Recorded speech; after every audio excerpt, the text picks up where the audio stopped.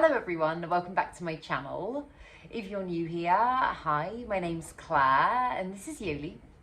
I make videos all about houseplant care, sharing tips and tricks I've learned over the years to help keep your plants happy and healthy. And today I'm going to be taking you through my top 10 of favourite plants from the last month. My favourite plants are always kind of changing, but these ones have been making me super happy recently and I've got some very exciting updates to show you. So yes, I hope you enjoy it. Let's get into it.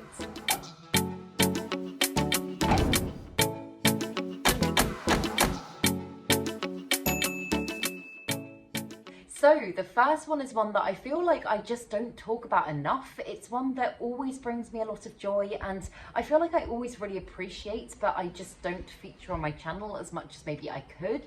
It is the Alocasia michelitziana, and I always kind of refer to this as the Alocasia Friedeck, which although isn't its technical name, it's what it's most commonly known as. But I had an absolutely massive Alocasia Friedeck when I was back at my mum's, and I divided it because it was basically just lapping up water at a ridiculous rate. I was watering it pretty much every single day because it was supporting so many pups in the soil, and so I did decide to divide them. And these are actually technically two plants potted together.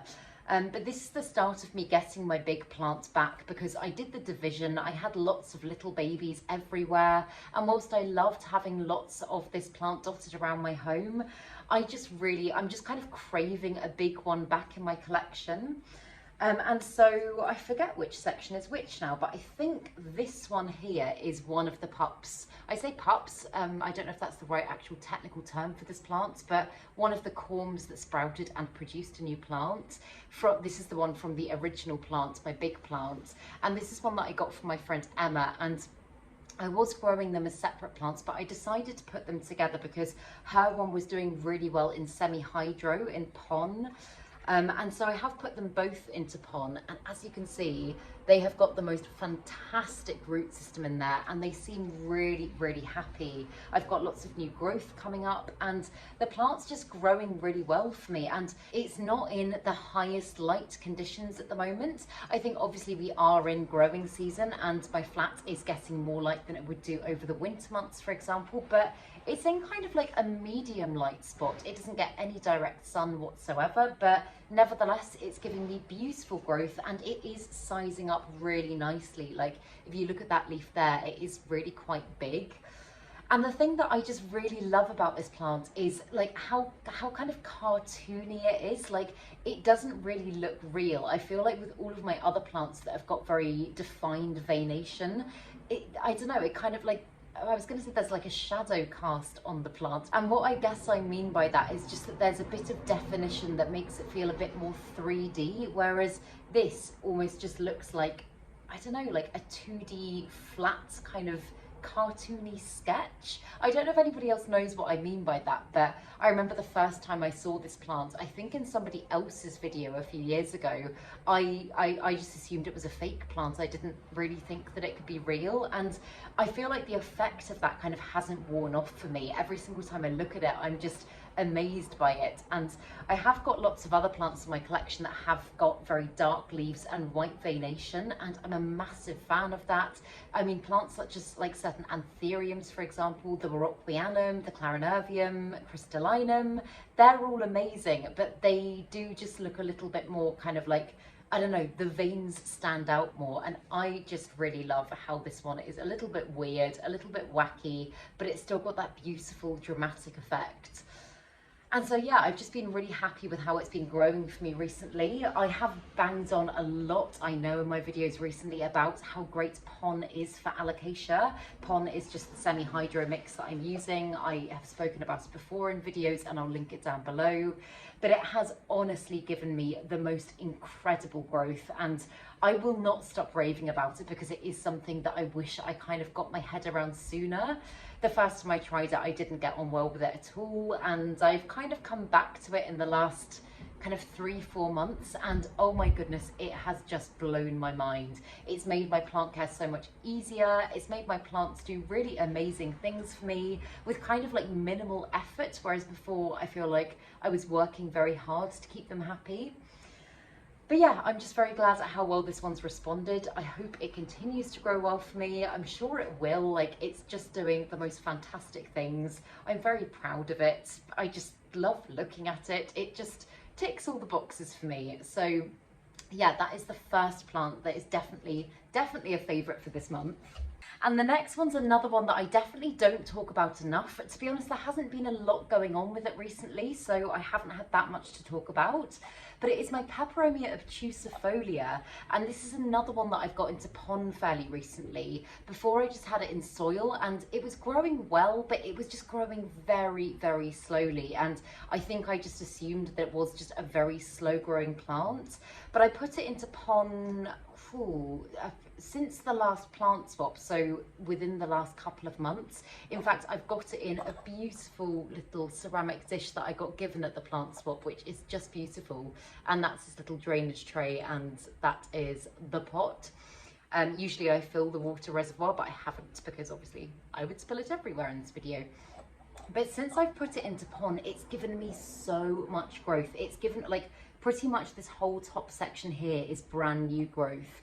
And as you can see, it's not only got another new leaf coming there, it is also, sorry, well, it's a little bit loud, but it is starting to kind of branch out at the bottom. So I'm hoping it is going to become like beautiful and full and bushy. I know I could absolutely kind of take the top section of growth off, and that would help to encourage some growth down further down the plant if I did want it to fill out a bit. And I might do that, but for the time being, I think, especially because it is a very kind of upright, robust, succulent plant, I'm just really enjoying the way that it's growing for me. And I know that mine's not particularly variegated. You can get Peperomia obtusifolias that are like ridiculously variegated with gorgeous splashy leaves. And I don't mind it too much. I just really enjoy how kind of like waxy and, as I say, succulent it is. Its leaves are just so shiny and robust, and it just makes me really, really happy. So yeah, it's a plant that I've always loved, but it hasn't kind of been on my radar as much as some of my others. Like, you know, when you've got a plant and it isn't doing a lot for you, and you just kind of do the watering, you just check that there's no pests, you kind of do all the things that you should do for a plant, but it isn't necessarily like giving you that much back. That's kind of how I felt about it up until recently, and yeah, now it's just started doing amazing things. So I'm very glad I put it into pon, and I am tempted maybe to transfer my other peperomias into pon as well. I know, as I say, this one, it's got a slightly different form to a lot of my others, and it feels like more of a succulent than like a foliagey, leafy, like, when I say leafy, I mean like leafy plants. But yeah, I might give it a go with some of my others and let you know how I get on. But yeah, I'm just really proud of it, really happy with how it's doing, and I'm just really loving it. And if you watched my recent plant chores video, then you will have seen this next one already, but it's a wish list plant of mine. I've only just got it, and I am totally in love, hence why it's on my favourites list. But it is the Philodendron El Choco Red, and I'm still kind of pinching myself that I've actually got this plant in my collection, because it's one that I've wanted for such a long time. I can't, whoa, words. I just feel really overwhelmed with this plant. It kind of ticks all of the boxes for me. It's got those beautiful velvety heart-shaped leaves. It's got the gorgeous, I mean, not white veination, but very kind of light but dramatic veination. And then it's got the gorgeous red tinge to the back of its leaves. And I've never owned this plant before. As I say, it has just been a wish list plant up until literally the other day. But after my last wish list plants video, when I said that I was loving the red backs of the leaves, a lot of you were saying that they fade and they don't actually stay very red. And although maybe they're not as prominent as they would be when the leaf is brand new, before it's kind of hardened off, they are still very red. And I just think it is so gorgeous. I love the name of the plant as well, El Choco Red. It reminds me of chocolate and kind of like red velvet cake. I don't know, makes me very, very happy.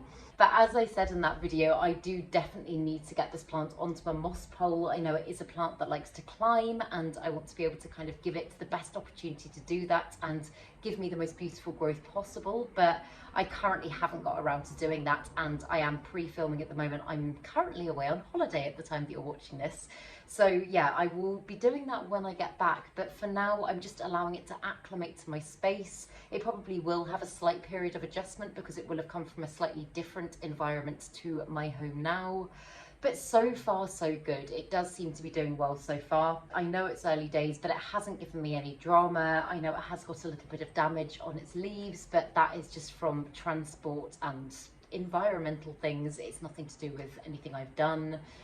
But yeah, I just love it. I know I'm saying I love it so much. I really do love it so much, and I can't stop admiring it. Like, I keep putting it in different positions around my home. I know I shouldn't be moving it about. I need to just put it somewhere, let it acclimate, let it do its thing. But I keep just kind of like holding it up to different lights and looking at it from different angles and seeing if there's anything going on yet. I know, again, there won't be because it's only just entered my home.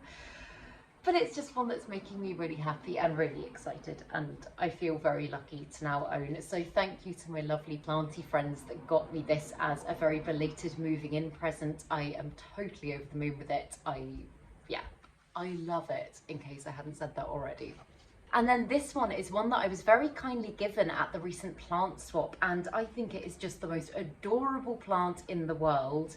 It is the Peperomia incana, and the camera never really kind of like picks up on things in the way that I'd like it to, like it does if you were seeing it in person, but it has got like teeny tiny hairs all over its leaves that make it just velvety soft. It is just so delicate but also so robust at the same time. I know I've already spoken about the Peperomia obtusifolia in this video, and they're kind of in a way quite similar in structure. Like, it is a very upright Peperomia. Some of the other ones I've got in my collection are kind of like self-heading or just kind of put up little random leaves here and there in the soil, whereas this one's got a very clear main stem, and it is also very, very succulent. And I'm currently growing this one as I would a succulent. I'm growing it in full sun. I have acclimated it very slowly, but it's right by my window, which is south facing, and it seems really happy there. It's giving me some beautiful growth. And as I say, like, this is a plant that, like, I love it. I love it when I look at a plant and I kind of get my visual fix, and I definitely do with this one. But I also I love texture in plants. I love being able to feel them, and I can't even explain how soft this one is. I keep wanting to rub it on my top lip, which is a weird thing that I do with soft things. I just like to feel their texture. But this one is kind of like bluey silvery. It's not like, I guess it is green, but like not as dramatically green as some of my other plants. It almost looks like it's just been like, I don't know, coated in silver glitter or something, and it doesn't really look real. But yeah, it's one that I'm just very excited to own. I keep checking on it, looking for growth updates. I can see down the bottom here, and I'm not sure how well you'll be able to see on camera, but just there, it has actually got a teeny tiny new growth point. So I kind of feel like it might sprout out another stem from there and hopefully eventually become really full and gorgeous, because this is a Peperomia that I've never owned before. I didn't even know it existed prior to getting it at the plant swap. So yeah, I'm super excited by it. I'm really intrigued to see what it does for me. It's just making me very happy. It's making me feel very joyful, and yeah, I will continue to keep you updated with it because I can't wait to see what it does next. And I know you're probably sick and tired of updates on this plant, but I'm going to continue to give you them because it's making me very happy, and it's definitely, I would say, potentially my favourite plant in my collection at the moment. If I had to pick just one, it is my variegated Alocasia Frydek. And I think the reason that I'm so obsessed with this plant at the moment is just because I struggled with it for such a long time. I got it from Dean's Garden Centre, I want to say about maybe eight or 9 months ago now, and it was beautiful when I first got it. I think it had 3 leaves when I first bought it, And I brought it home, I put it in my cabinet. It seemed to be doing okay for a while, but it was doing the classic alocasia cycling thing of dropping a leaf every single time a new one came in. I just couldn't quite strike the right balance with this plant, and I felt like it was just a plant that I didn't quite get. I didn't quite understand its care needs. And I've adjusted several things in my care routine for this plant, and I am going to make a specific care video on this one at some point soon. But one of the main things I've done, again, is transfer this one to pon. It's got a water reservoir. Oh, water's dripping on me. It's got a water reservoir at the bottom of this pot here and an amazing root coming through. But it is just in pure pon, and it's lapping up all of its nutrients that way, and it's just done wonders for this plant. So as I say, previously I wasn't able to keep more than 1 or 2 leaves. Also at one point it reverted and lost all of its variegation, and I really thought that I just kind of lost the plant. But in the last couple of months, it has turned such a corner, and it's just giving me the most insane growth. And I've got this leaf here, which is almost completely unfurled, and I'm just blown away by it. I think its variegation is stunning. It's actually now a relatively easy to care for plant, whereas before I was doing so much to it to try and make sure it was happy, and yeah, like it's kind of, it's very low maintenance now in my collection, but it's also just bringing me an insane amount of joy. So yep, I can't imagine this one currently not being on my favourites list. Fingers crossed things continue to go smoothly, but every time I show you what, I just like, I quite like having the updates for myself as well, because I can look back on them and I can see how it's doing, kind of log its progress. But every time I show you what, I just feel like a really proud plant parent. Like, look at that leaf there. Isn't that just incredible? And the thing I love about this plant as well is that a lot of its variegation, like obviously every single leaf is like a fingerprint. It's completely unique and different, but some are much more kind of greeny than others. And this one is almost kind of blue in its variegation. I just think it's so unique, and yeah, I adore it, and I will continue to tell you lots about it, even if you're bored of it, because it makes me happy. And this one's another kind of staple favourite in my collection, but again, one that I just don't talk about that much nowadays. It is my Philodendron ernestii, and I think this plant is doing, I think it's very healthy, and I think it's doing very well.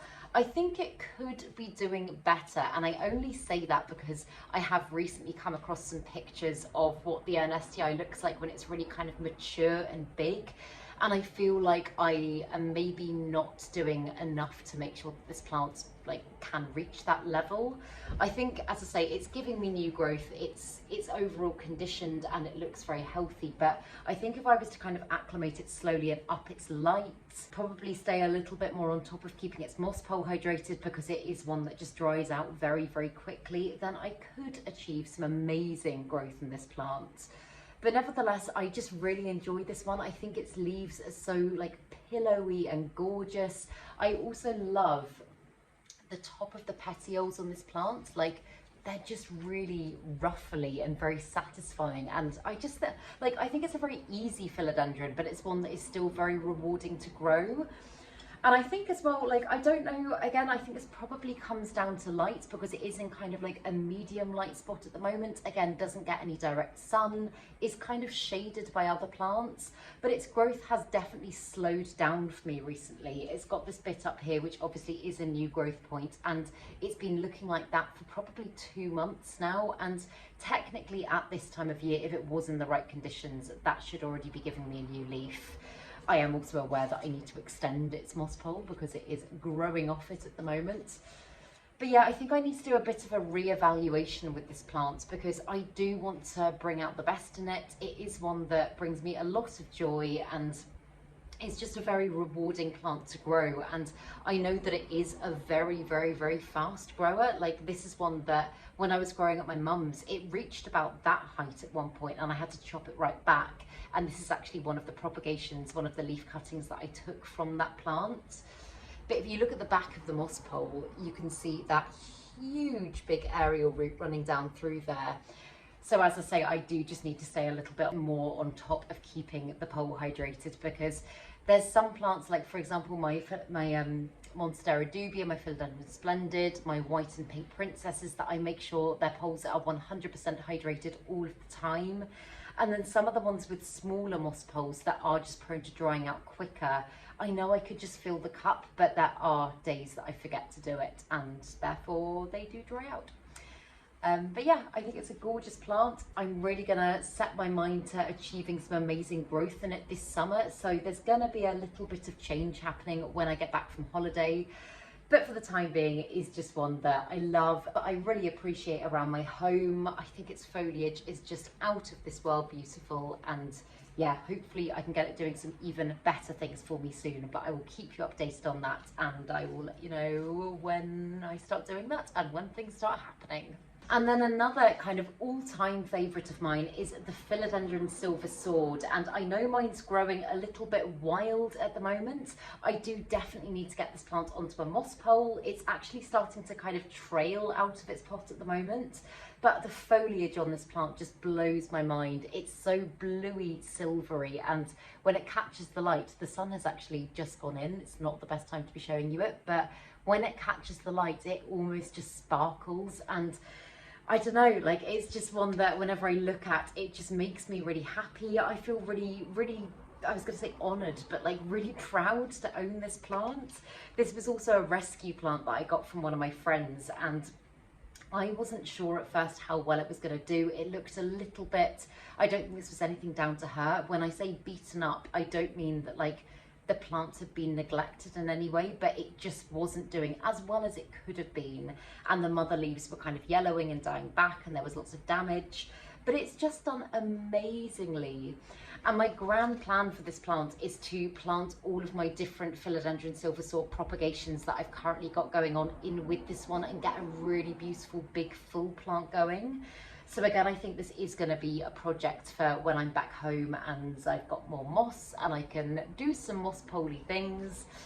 But it's actually at the moment, as I say, starting to hang out of the pot, and it is surprisingly heavy. Like, those vines are really quite weighty, and I feel like holding it up close to the camera at the moment, you can't get like a proper idea of the scale of it, but it is just wild and ginormous. But no, it's making me unbelievably happy. I love the contrasting colours within plants, and like having this one's actually next to my Philodendron Ernesti, but like having different kind of textures and leaves and different colours next to each other just helps me to really kind of appreciate the individuality between plants. And this is one that just, I don't know, ticks all the boxes, really stands out amongst my other plants, and yeah, I just think is gorgeous.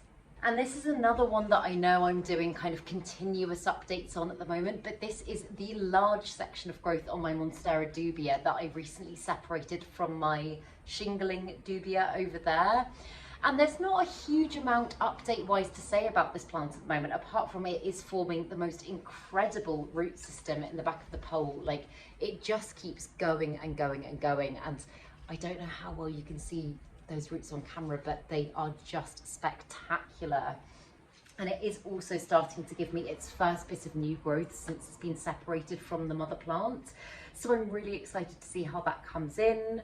I also lifted it out the other day when I was filming my Monstera Dubia video that I've just filmed, and I saw that it had the most amazing big root down there. So it's really good to know that it is starting to actually get a root system in the soil, because when I initially chopped it, the root system in the pole was the only thing supporting it. So it's really good to know that it has kind of continued that down, and it is now able to absorb some nutrients from the soil itself. I have been fertilising the moss pole as well, just because, again, like sphagnum moss doesn't contain, I don't think any nutrients really, maybe micronutrients, but not enough to kind of support a lot of health in the plant over time. So yeah, it's just good to know that it is starting to form its own root system down there.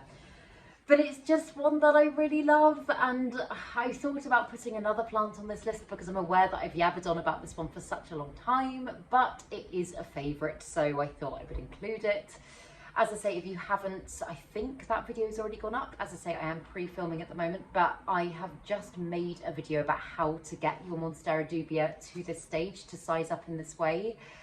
So I will link that video down below. But yeah, it's bringing me all the joy in the world. I am so grateful to own this plant, so grateful that I've managed to get it to the stage that it's at now, and just really excited to continue to watch it grow. So yeah, not a huge amount to say on this one, apart from the fact that it's just wonderful and it had to be on this list. And then this one is actually starting to get so big now that I might need to put some clips in of it. I'm not sure, in fact, yeah, it's not gonna fit on camera that well. But it is my Alocasia portadora, and this is the big plant that used to be behind me in all of my videos when I was living back at my mum's house. And I've said it recently before, but I completely chopped the plant back. I overwintered it, I divided it, and I've now just got one section, again, potted in pon. And since I've put it in pon, oh my goodness, look at those roots. In fact, I think I almost need to trim those roots back a bit because I think they might be a little bit susceptible to root rot. But this plant is the thirstiest plant I have ever known, and I didn't find that this much when it was in soil, but I've currently got it in this, and that's where I fill its water reservoir to. And the other day I looked into the pot and I realised that it had drunk all of its water, and I just kind of thought, okay, well that's weird because I filled it like that much the day before, and I was like, maybe, I don't know, maybe it's just evaporated, or I don't know. But I put 2 full pint glasses of water in it, and by the end of the day, the plant had drunk it. And obviously it's not going anywhere else. It's not like it's being held in the soil. So this plant drunk 2 pints of water in a day. But I think that probably explains why it's growing so well for me. Like, it's got these huge kind of really big, in fact, I'll just put the camera up a bit so that you can see it. But it's got these really big, kind of very sizable for the amount of leaves that it's got, sized leaves. And it's just constantly giving me new growth. Like, it's only just given me this leaf, and already I can feel on the stem that it's getting ready to give me another. So when I do go away for 5 days, especially considering how warm it is, I think I'm probably going to need to fill this one's reservoir right up. And I don't like to do that. I don't want to kind of overfill the reservoir, especially when it's got such insane roots. But I don't really see any other option here. So yeah, but I'm super happy with how it's doing. I'm really hoping that it'll get back to the gorgeous big stage it was at before, because it was a plant that brought me so much joy, but it is just very, very susceptible to pests. And that's the reason I chopped it back completely before. And I was gonna say, like, I haven't had those issues again. I absolutely have. So in the time that this plant's grown back, and that hasn't been that long, I've already encountered spider mites and thrips, which is what I was struggling with really badly before. I've got loads of predatory mite sachets on it at the moment, and although I can't see any, I think it is an Alocasia that is just really, really prone to that. So yeah, I'm keeping my eye on it and hoping that it won't give me any more issues, and it will be fine in the time that I'm away. But yeah, I love it so much. It's a super big, very kind of robust jungly plant, and I'm just in love with how it's growing. The one thing that I will say about that plant is I mean, it probably applies to all Alocasia, but I've been very, very aware of it with this particular type of Alocasia, is if you do any pruning or anything like that, make sure to wear gloves, because I had an experience with this plant that I've never had with any of my plants before. When I did kind of start doing the chop back, I did it quite gradually until I eventually decided to hack all of the growth off. And when I started just doing like little prunes here and there, I wasn't wearing gloves. And I think it's because it contains calcium oxalate, which are like tiny, minuscule, like microscopic crystals. My hands were like agony. Like, it started off as just an itch, and then it felt like I had like thousands and thousands of splinters in my hands, and it didn't go away for hours. So yeah, I usually am very bad at remembering to put gloves on and stuff like that, but I would definitely say do it with this plant because it is not a nice feeling. But yes, finally, the final plant on my favourites list is one that, again, if you've watched my recent report and chat, then you will have seen already. But my Hoya latifolia from Sarawak has finally started doing something for me. It's given me the most amazing tendril that I've just wound around this little bamboo pole extension. And I know I said in that video I wasn't sure whether or not I was going to have to tie it to the new trellis, but I've decided that I am going to, just because if it unwinds in the time that I'm away, then it would have just kind of been wasted. But Yeah, I think this plant's leaves are just the most incredible thing in the world. It's known as the dinner plate Hoya for a reason. Like, they're just huge and they're so chunky and robust. I'll never forget the moment that I unboxed this plant, because I remember it wasn't in any soil or moss or anything. I just remember picking up the wrapped parcel and being like, what the hell is this? Because it was so heavy. It is genuinely such a dense plant, but I love it. It's so different to anything else that I own. It's very unique. I do hope that I'll look back soon and I'll be able to see some lovely leaves. But again, yeah, I'll keep you updated with it because I just adore it. It just makes me really happy. All of these plants make me really happy, but this is just one that I feel like is maybe more rewarding than the rest because it has been such a slow grower and it hasn't really done much for me yet. But yeah, I really would love to know some of your favourite plants as well, so do let me know in the comments down below. As I always say, I'm constantly getting inspired by you guys, and sometimes you'll say a plant that either I have had on my wish list and I've just kind of forgotten about, and it will bring it back into the forefront of my mind, or it will inspire me to go and look up a plant that I haven't heard of, so please do let me know down below. But yeah, I really hope that you enjoyed this video, and if you did, please make sure to give it a thumbs up, subscribe to my channel, have a lovely day, and I will see you in the next video.